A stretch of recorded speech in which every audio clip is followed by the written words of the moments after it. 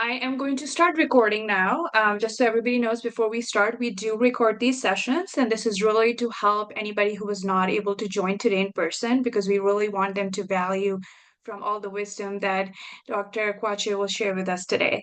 So I'm very excited to first talk a little bit about STARS and this series that we do, and then super thrilled that Dr. Kwakye joined us today.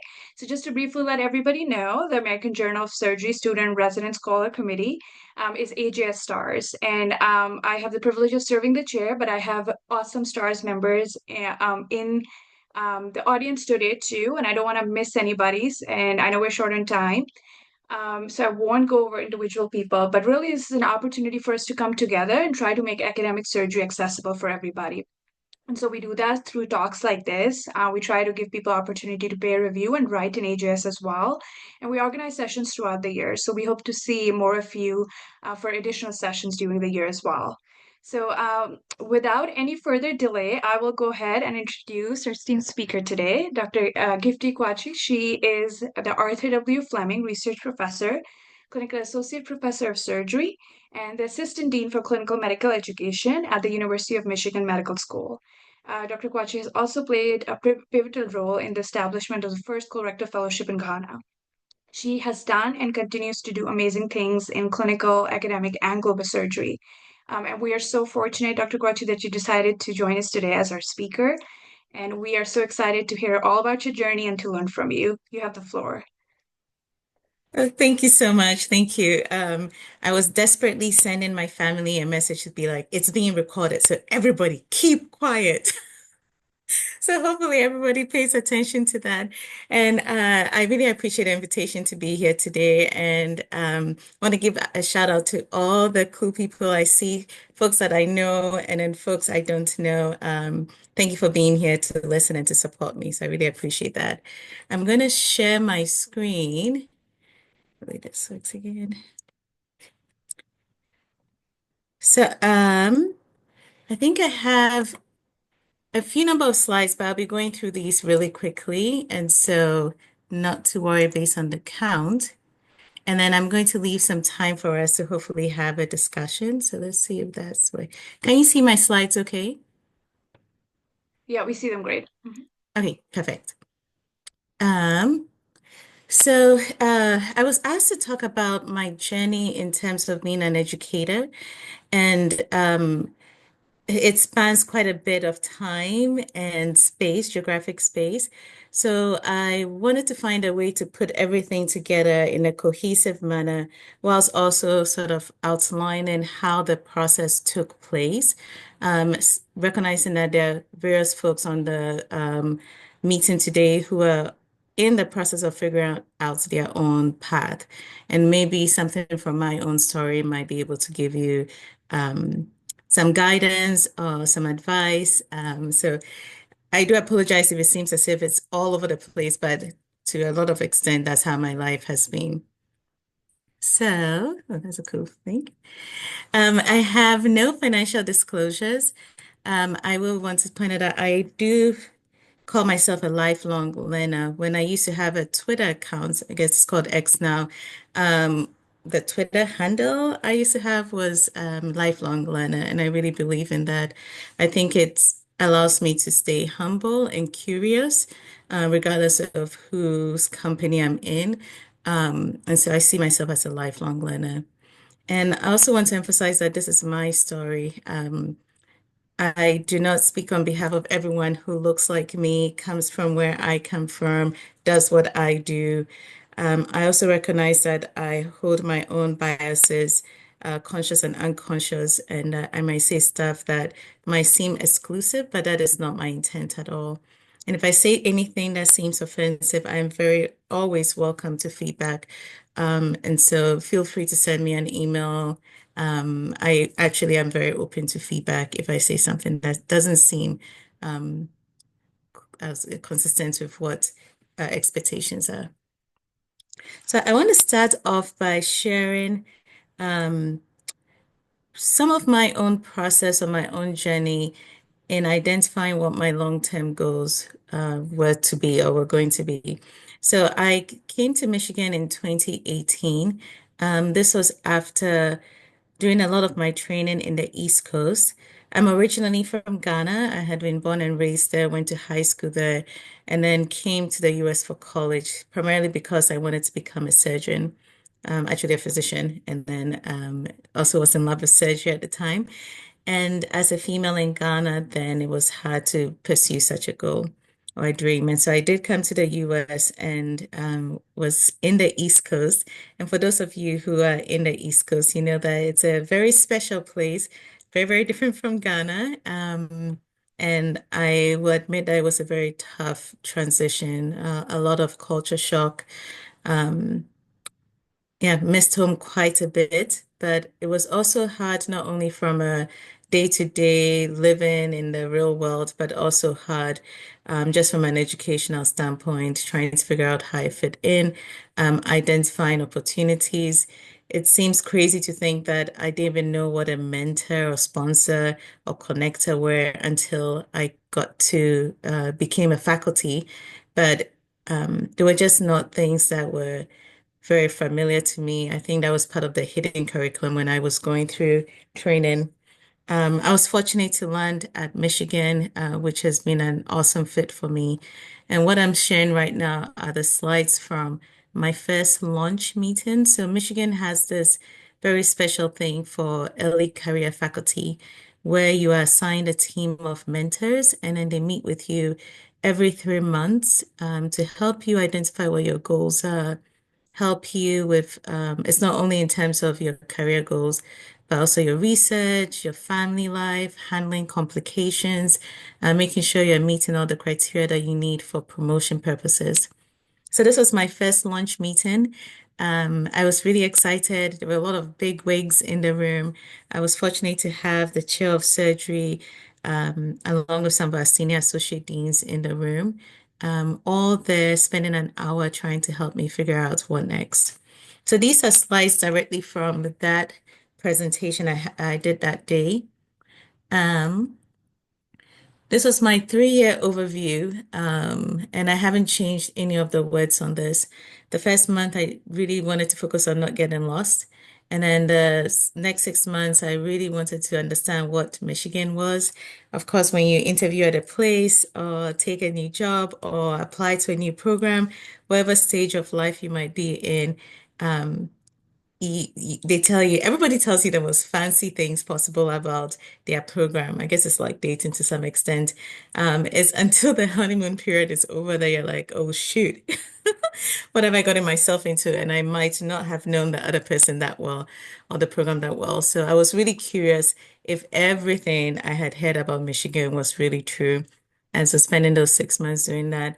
But you can also see I had here, how do I fit in? Because that was something that was still very salient on my mind. Um, I include a slide mainly as a funny haha thing, but I was really into the concept of I wanted to design something primarily from experiences I had had as a trainee um, in the operating room. I don't know how many of you have had a chance to be in the OR, but sometimes the level of the operating table is typically set by the faculty in the room. And if you don't know me, I'll share that I am rather a short person. So inevitably, I'm always on a step stool of some sort. And I remember as a trainee being on a long stack of step stools and falling off. So I had always had this dream of one day, if I got money, inventing something around step stools. But it was supposed to be, integrating this sort of weird design. And then I was going to call it a nifty lifty. And for the Michigan students I see on the Zoom conference call today, you probably have heard me say, I'm looking for my nifty lifty. And sometimes I'll say the nifty lifty for the gifty. And so it's supposed to be for the vertically challenged surgeon. That's me. And it's safe, it's efficient, and it's economical. But this is what I shared with my lunch team. The chair of surgery at the time was like, we don't dabble in design or innovation, and that people who do this tend to be very committed and have spent a lot of time. So I have not designed my Nifty Lifty yet since I'm only keen on dabbling and not necessarily taking the journey to learn how to do actual design and innovation. But you can see some of my education goals are listed here. And I share this because it's been very interesting at the stage of my career and I guess my growing a little bit older, taking time to reflect back to identify what things were important to me back then, and looking at this and seeing how um, even though I wasn't intentional about plotting out every single point, in many ways, my life today reflects these very early, someone would say very naive goals that I had walking into my first job after training, after finishing fellowship. So I wanted to get better at teaching. I wanted to do some global surgery research. I wanted to get people excited about global surgery. I wanted to do that around food.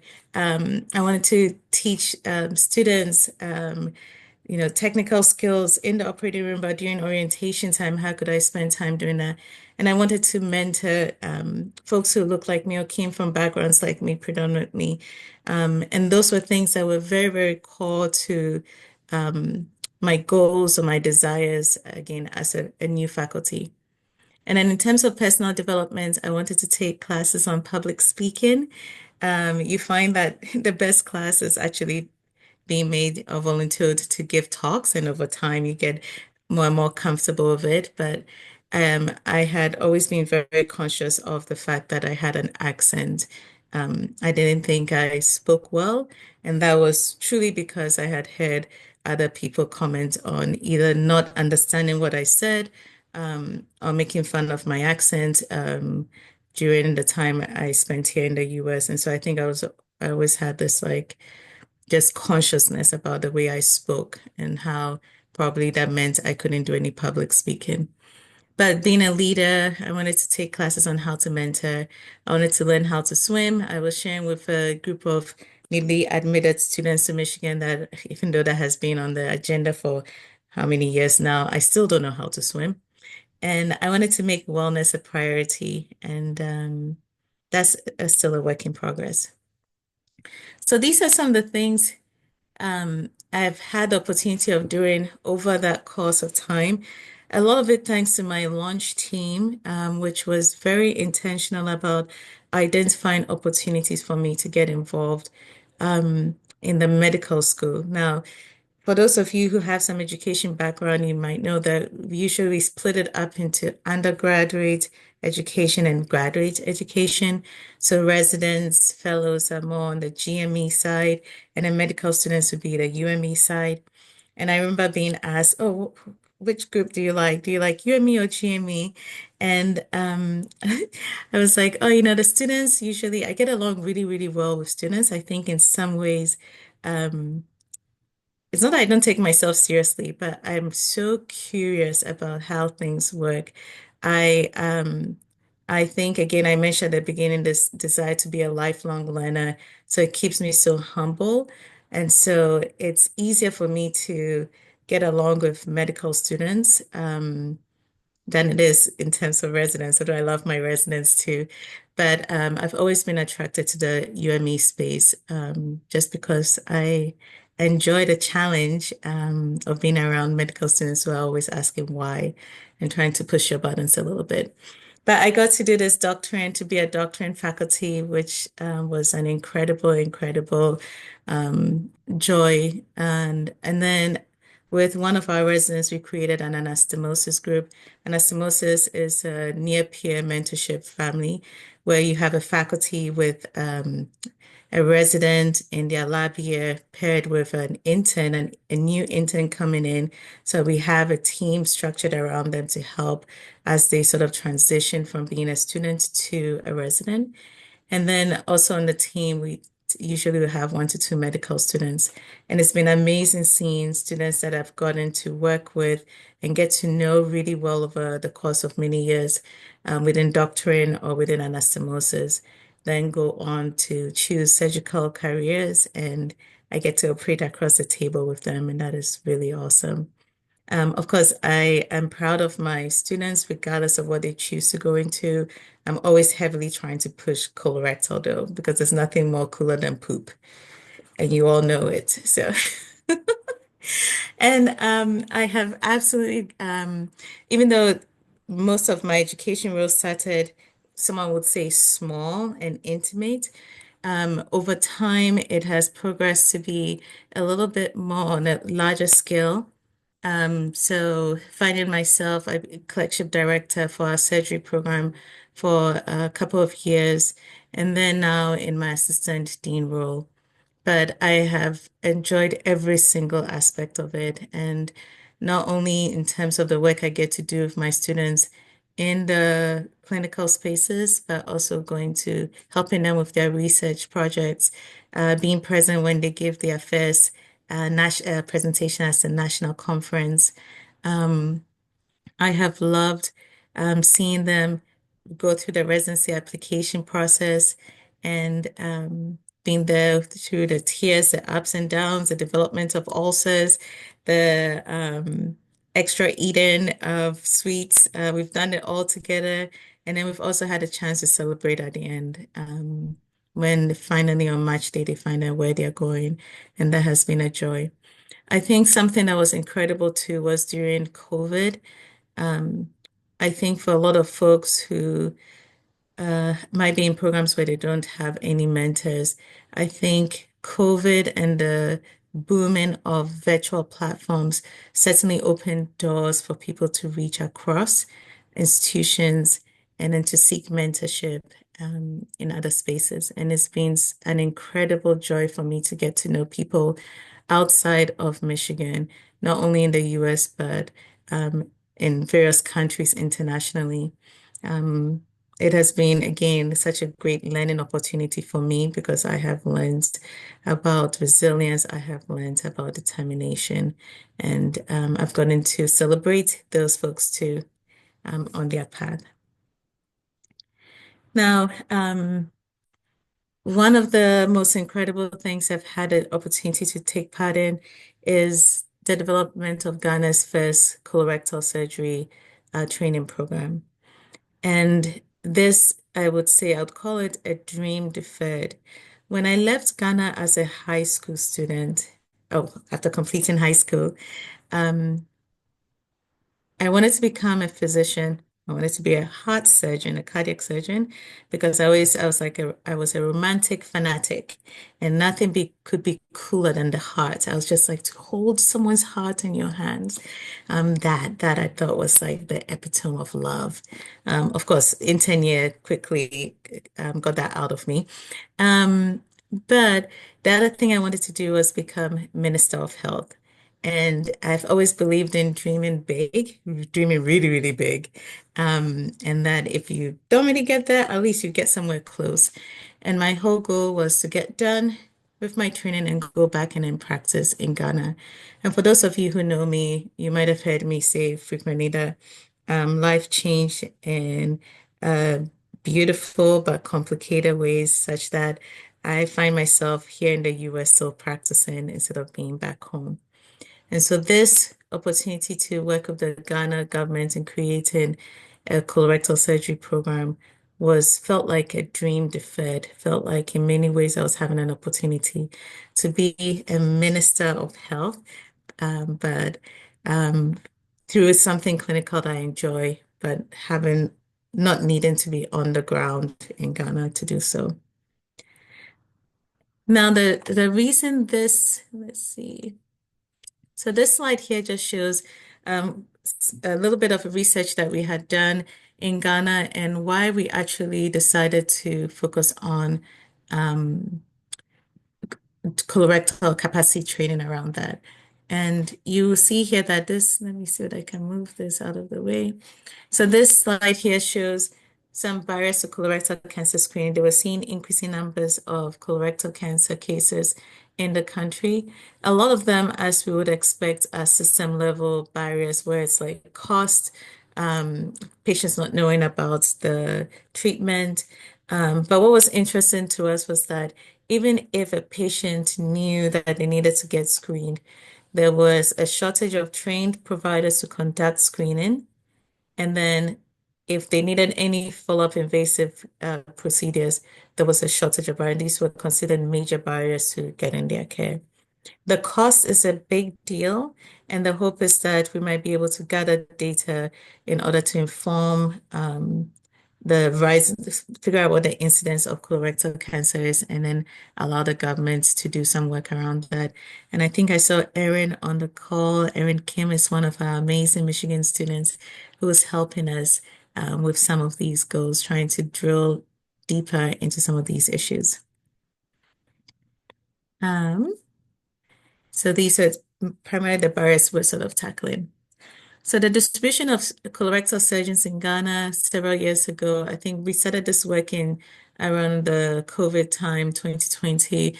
There was zero for a population about 35 million. A lot of the care was being provided by general surgeons or colorectal providers, general surgeons who had self-taught them, they had taught themselves how to do some of the colorectal procedures. So in 2023, we rolled out the first colorectal surgery training program. This is the first in West Africa and the third in Sub-Saharan Africa. It's a big deal. I'm really I can't, I keep on pinching myself that I was able to get involved in this, but there are multiple programs, institutions that I am, who partnered with me in this process, and I'm really grateful to each one of them. I'm going to go through this real quickly since this is mainly just giving some information about the curriculum design. And then here, this slide is comparing where the training sits compared to what we do here in the US. So this is considered a post-fellowship training program. And that means that these are individuals who have completed the entire general surgery residency. They actually have been out practicing as general surgeons for several years. Then they reapply and then come in for this fellowship. In the US, we'll call it a fellowship. In Ghana, because of the way the terms that they use for their general surgery training, this is called a post-fellowship training program. And these are just quick components. I should go through this real quickly, but to start this, because the country didn't have any colorectal surgeons, we spent a lot of time doing virtual didactic sessions that were happened over Zoom for several weeks prior to a team going down to Ghana to help do some in-country training. And we opened these talks or discussions to a wide audience. So general surgeons, other specialists, learners from different backgrounds could join. We were fortunate to partner with the Society of Black Colorectal Surgeons here in the US, who provided a good bulk of the lectures for the program. Then we went to Ghana and did a Train the Trainers course. Kate Panzer, she's the student all the way on the left extreme from Michigan, went on this trip with us. It was really great because the government brought general surgeons from across the country to spend a week in Accra, learning how to do these colorectal technical procedures, which they had pre-identified which ones they wanted to focus on. Recognizing that again, there were no colorectal surgeons and we needed to build capacity real quickly. That each hospital identified one trainer or one individual who came to the US and spent a month rotating on a high volume colorectal surgery site. So this is one of the trainers, the physicians at university. She spent a month at University of Minnesota. This is Professor Bedia Akubowan. And then they also went to our international society, thanks to Askers who covered this externship trip, the cost of that trip. It was really great because we've since then had additional people come in and we've expanded in terms of the number of fellows. I have a cool picture from recently taken a few weeks ago with the whole team. To support the program, since we are not in country all the time, there are monthly didactic sessions. So this is just a snapshot. So every month, there's a team from 4 institutions here in the US who get together along with learners from across Ghana, and we just go through pre-identified topics. Again, the Ghana folks are the ones identifying what they want to read up on. Last Thursday, we had a radiologist from University of Utah, do a wonderful session on how to read MRIs because they don't have as many radiologists, so the surgeons are primarily responsible for reviewing their own images and helping to make decisions. So this was just done on April 24th. And then there are other components. So the fellows meet individually with Professor Larry, who is a past president of our Colorectal Society. They do every other week to go through multiple choice questions and go through the Askers, that's our society textbook. This will be similar to the US colorectal surgery fellows, who similarly go through the textbook over the course of their year. And then the fellows join University of Michigan for tumor board weekly, where they get to listen in and see how a tumor board is run. This has actually been really great because our first graduate of the program just last month started his own tumor board, the first colorectal tumor board in the country in West Africa. And a lot of what he's doing is trying to model in terms of how the presentations are done based on what he's seen done at Michigan. And then I also meet with the fellows every other week individually to go through mock orals and their case book review just to make sure they're keeping up with stuff. And then every 3 months or so, there's folks in country. So teams, people from the US and Canada now travel to Ghana and then provide in-country coaching or at the elbow coaching, just to ensure that the fellows are getting the required skills. We also do a lot of decision making or judgment, reviewing judgment, helping identify where there are gaps that we can fill or serve there. This trip, actually, Erin was with us. I think, Erin, we can see a snippet of you here by Dr. Huang. So Erin Kim had gone on this trip with us. And then the fellows come to the US, which has still been a hit, except for when they try skiing, and then we always worry that they're going to break something, and then Ghana will be down colorectal surgeon. But oh, I do have a picture of Erin here. Hey. So we also have support the fellows as part of their graduation requirements. Each of them has to complete a thesis. And this is incredibly hard to do over a 1 year period when they are operating like at the max and doing all of these other didactic components. And it's been really great to see them lean into this and for our students to get involved in helping to support and even mentor some of the fellows and general surgery residents in Ghana. And so we are really proud of our first fellow who has an abstract which is being presented, I guess, in 2 weeks' time at the national conference. And then it's a family affair, and we're also grateful for all the OR nurses here at Michigan and endoscopy folks who sort of any items which are unused or close to expiring, they collect all of this. I have Erin and one of our other students, Vashini, who went with me down to Ghana recently, help collect these items and then they sort them and we take them with us to Ghana, which is a whole production on its own. But these are my kids and my mom. And my basement looks like a warehouse, but it's been an incredible joy.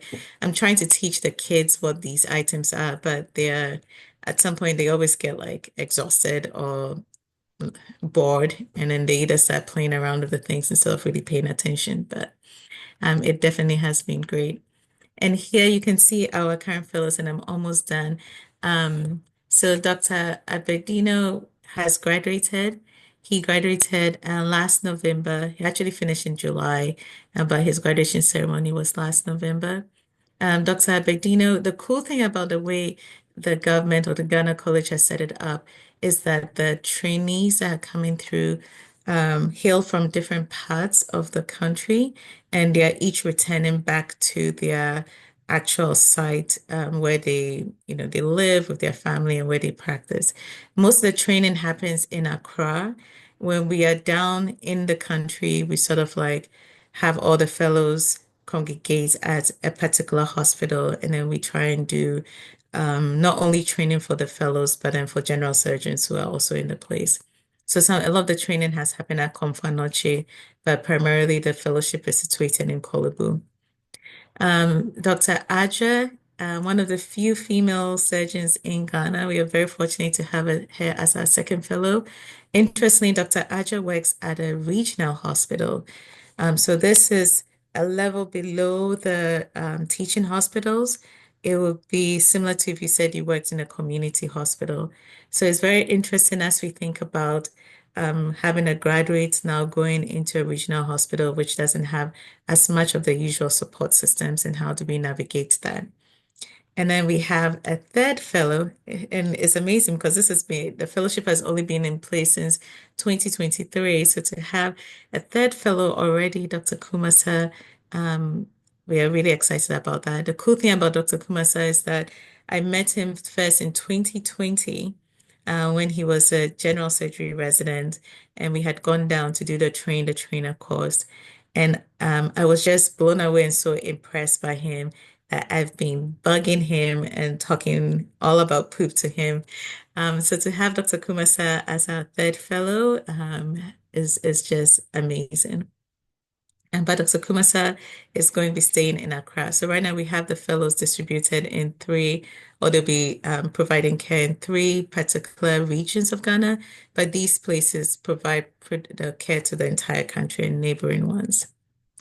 So the fellowship, basically, I've gone through a lot of this, but this is basically it in a nutshell in terms of all the different components. And we're grateful for the people who have supported us. And then briefly, impact. Um, Beyond my wildest imagination. The fellows, because now there's recognition that they have formally trained colorectal surgeons who are being trained in country, which is a requirement from the government. They go on national TV, they are on the radio. March is Colorectal Cancer Awareness Month, and they are usually out there creating awareness in the local language, in the local spaces, and that is much more than I could have ever imagined or been able to do on my own. The other thing I'll say is I never dreamt or imagined that a training program that I would build would touch my life in a very direct way. The picture here is of my uncle and with Professor Bediako Bowen. So 7 months into the first year when Dr. Bedino was in his fellowship, my uncle ended up being diagnosed with colorectal cancer, was transferred from his village in the eastern region to the capital, and actually got operated on by Professor Bediako Bowen. Professor Larry happened to be in country doing some training or helping out the fellows. So Professor Larry, Dr. Bedino, and Professor Bediako Bowen operated on my uncle. And I just so happened to be in country when he came for his 1 year visit and got to see him. I hadn't seen my uncle since I left for the US for college. And this picture here is just amazing to see someone who would have otherwise died. Um, and they were able to do a very great oncologic resection for him.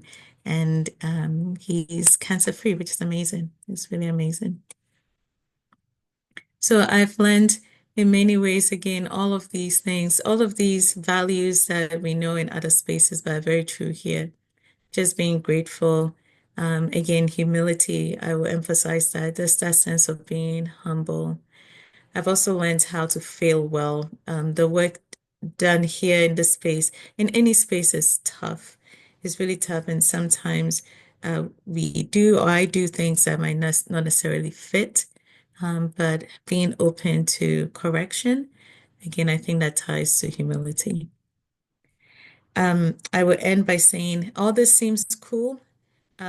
Sometimes when people hear my story, there's this sense that, oh my gosh, she's amazing, she's amazing. But what you don't see is all that imposter syndrome behind the scenes that still is present regardless. It is constantly there. Um, I do struggle with a sense of not being good enough. I'm just lucky. Of course, in this day and age, with everything that's going on, you hear more and more people say things like this to you directly, and it's just hard to like, um, yeah, figure out who you are, how you fit in, and believe in yourself. But I am getting more and more into the mindset as I try and teach my kids that we might not be there yet, but we are still working hard on the journey of becoming better and overcoming some of these like internal monologues that try and keep us back. So I am committed, and I hope you all are, to showing up each day and giving your best. When you give your best self to the world, it does create this positive ripple effect that goes out and then touches other people. And I would say the best self is really trying to be your authentic self and not the self that the mask that we put on in order to hide what we think our weaknesses. And sometimes people will say, great job done. And other times folks will not notice or they will say things contrary because sometimes it's hard to appreciate the hard work people are doing because we're all caught up in ourselves. But sometimes you get that great job done and that's great. And then sometimes you'll be asked to join a team. And if you have that opportunity to do so, it's okay to start small. It's okay to start with my doctoring group was a group of 10 students. That's where I started from. And now I can believe that I get to help, I was going to say raise. I'm not raising these med students, but I helped be part of the journey for an incredible group of medical students here at the University of Michigan, but across the country and internationally. So thank you very much. I will end there and let's see. Let me stop sharing my screen. I saw Vashini here. Vashini, be very grateful I didn't show any ha ha ha pictures of you. I did in another presentation. So, so Vashini, you got off the hook today. Thank you very much. Thank you so much, Dr. Kwakye. That was absolutely fabulous. Thank you for inspiring all of us and for talking about your journey. I think everybody here would agree that this shows the power of like perseverance, grit, and just going after what you're passionate about and trying to, make a difference. So thank you for doing that. And really for being so authentic and sharing that sometimes things may not always go the way that you planned. But I know I certainly have a bunch of questions from your talk and some other things. I will get started. But if anybody else has questions too, we will love to hear from you. You could either raise your hand so we can go in order, or feel free to put them in the chat. But what you did in Ghana and really leading the development of the fellowship with so much impact and success now, it is just absolutely incredible. But I bet there were challenges that came with that. And so, if you could briefly share a little bit about some of the challenges and how you navigated that or what you think helped make it possible, we'd love to hear about that. Yeah, absolutely. Absolutely. Thank you. Um, it's I think one of the I'll frame it in this way. It's a challenge because of, I think, I've become in many ways part of this system here in the US, and I'll explain what I mean by that. Um, a lot of the frustrations around how slow things work down there. Um, like you want to call a meeting and folks are like, oh, they didn't get a meeting invite, even though you've sent it multiple times. The need to follow up on everything. Um, the kind of, it's not like there's low standards, but sometimes you want something written up, and then the way it's written up does not meet my standard or the standard that we have here in the US.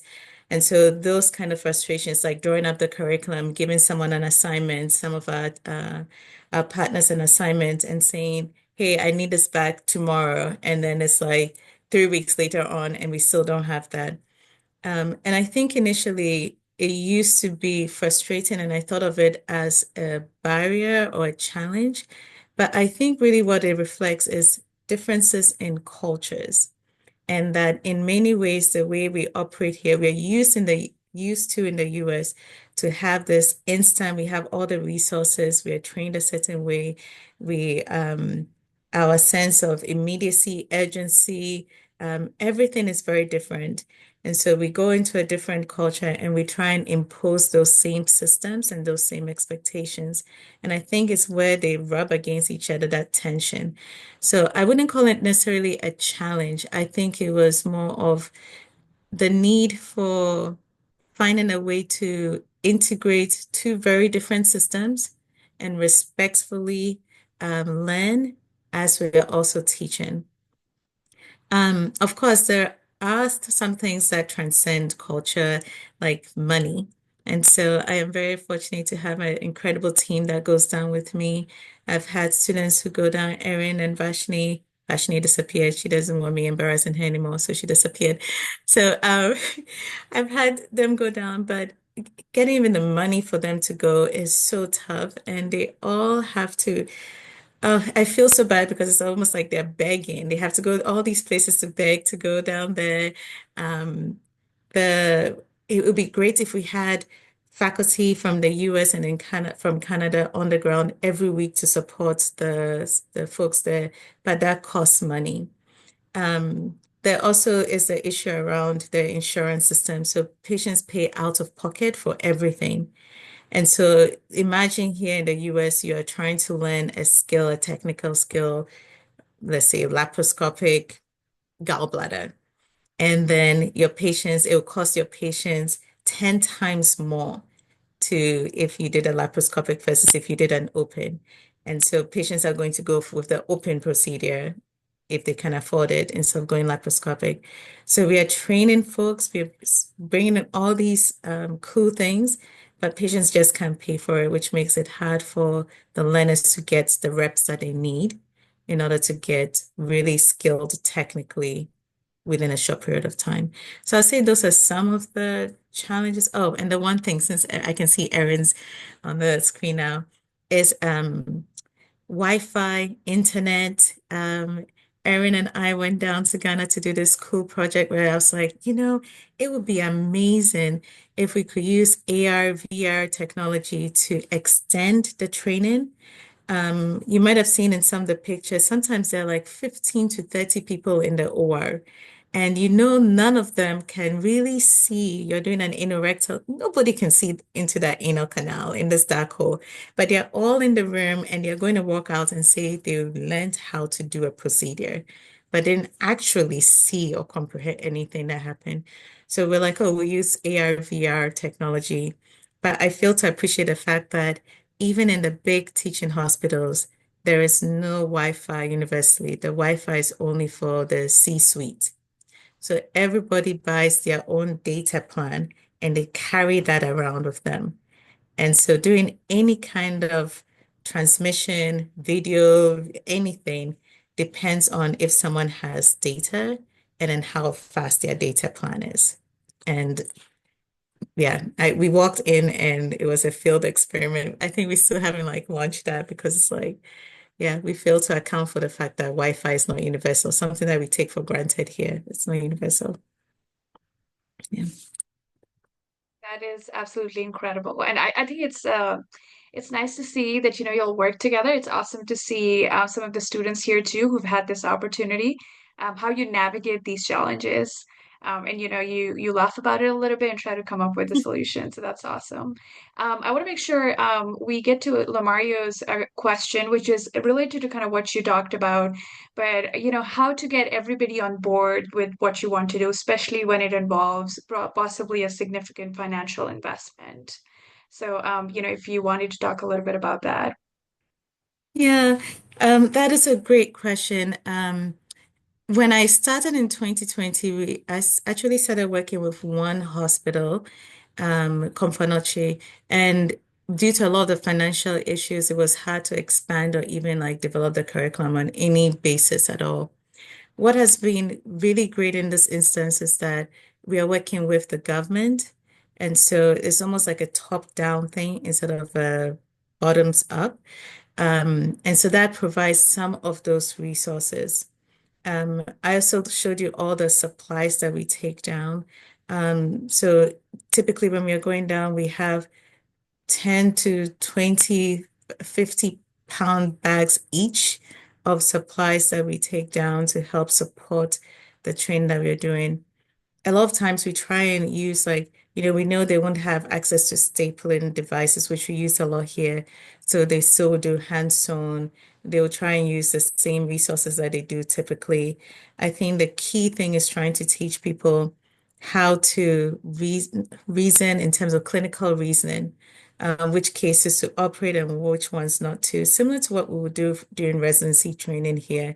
So we say in general surgery, it's a 7-year residency program, but most of it is meant to teach you to know when not to operate.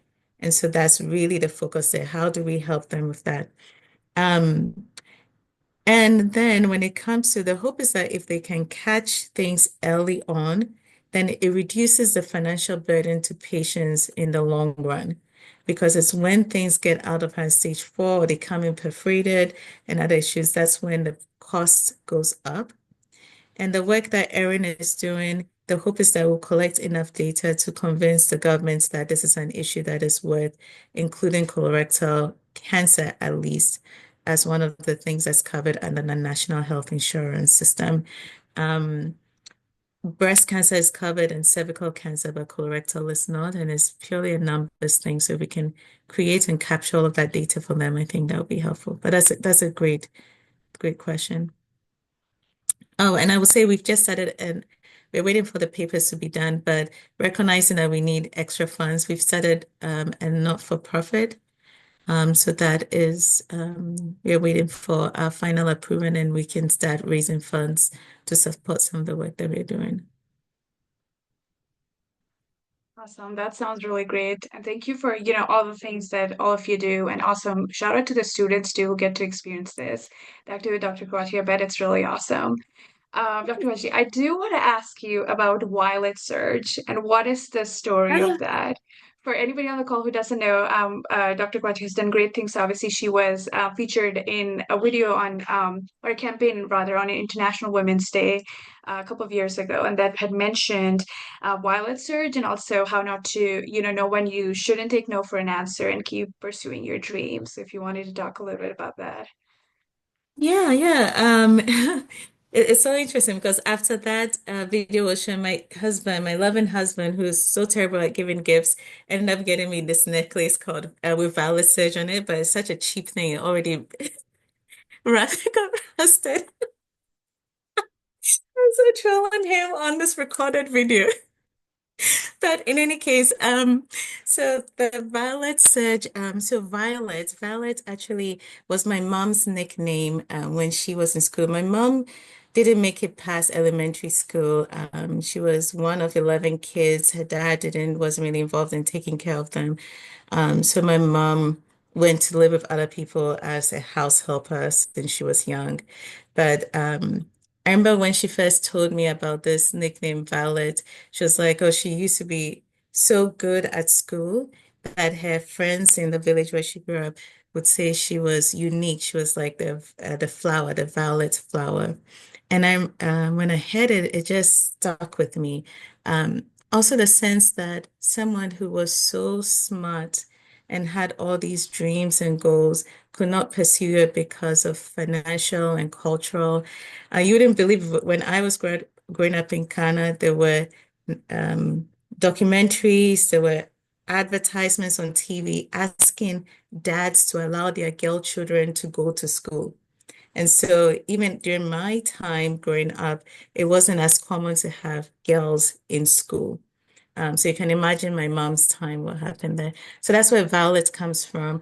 I actually didn't like the name Gifty. I thought it was so made up, and I didn't see it in it. It wasn't in any songs. You don't hear a song like, "Oh, I'm in love with Gifty." Again, I was a romantic fanatic, so it's like there's nothing like that. But you could hear, other names show up in songs all the time or in their books. I didn't like it, but Violet was like. So throughout senior high, I was known as Violet. If you meet some colleagues of mine, they know me as Violet. They don't know me as Gifty at all because I dropped that name until I came to the US, actually. Um, but Serge, I also am a Christian by faith, and I believe in I guess people call it manifesting now. I guess that's the new term. But saying things, if you say it. If you wish upon, I'm the kind of person who used to wish on coins and throw it down a well or whatever. Yeah, I found out you're not supposed to do that. But so the valid surge was taking something, this thing my mom could never be because of the limitations of society, and having that be like, something to work towards. And then surge, I wanted to be a surgeon. And I was like, if I say it enough times, it might happen. So that was my first email address, was Valor Search. So each time I put in my email, it would remind me of that dream. Yeah. That is an incredible story. That is Thank you. so sweet, but also so Thank you. inspiring. Thank That you. is absolutely amazing. Thank you for sharing that story. Really, very exciting. Absolutely. I know that we have so many questions, but I want to respect everybody's time. I will ask one more, but I want to make sure if anybody else wants to, unmute themselves, please feel free to raise your hand so we can recognize you. But Dr. Kwakye, one of the many things you're great at is just juggling all these roles, and you do it really well. Being a mom, being a great surgeon, but also teaching and research, and your passion for global surgery. So, for all of us here who are residents and students in different stages of our career, what advice do you have, or how do you make sure you have good work-life balance, as they say, or good work-life integration? How have you made that happen?